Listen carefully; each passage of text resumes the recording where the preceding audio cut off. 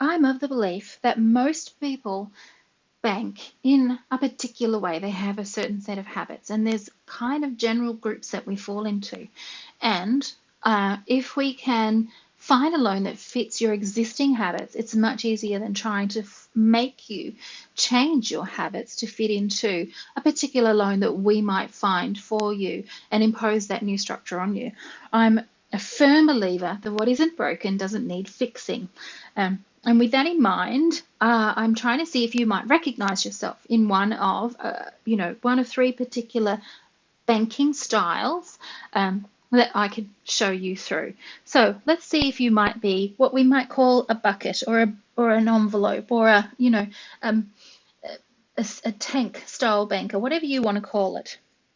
So somebody who banks like this would receive their wages at each pay cycle, and they might send their money to their everyday account, or perhaps at their paymaster it would be split for them, and they immediately break it up into particular purposes.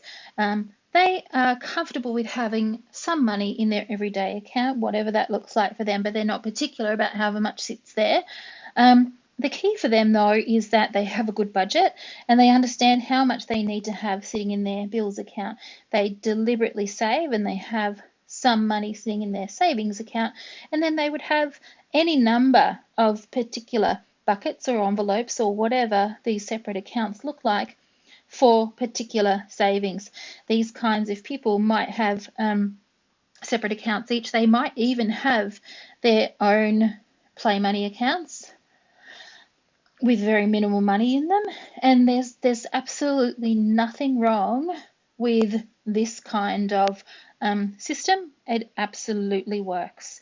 There's plenty of sense in having this work. So a play money account, of course, would have very minimal money sitting in it, and most of the money is sitting in the system elsewhere, and that is totally fine. So something like this might be forced holiday savings or whatever purpose you want that to be. The point of a bucketing system is keeping very deliberate and conscious separation between each of the purposes. And most of our bucket savers get quite nervous when all of their money is in together. This type of person also will want their home loan additional repayments to be quite separate from their savings. And again, I'm really quite okay with that. So do you recognize yourself in this? Are you a bucket saver?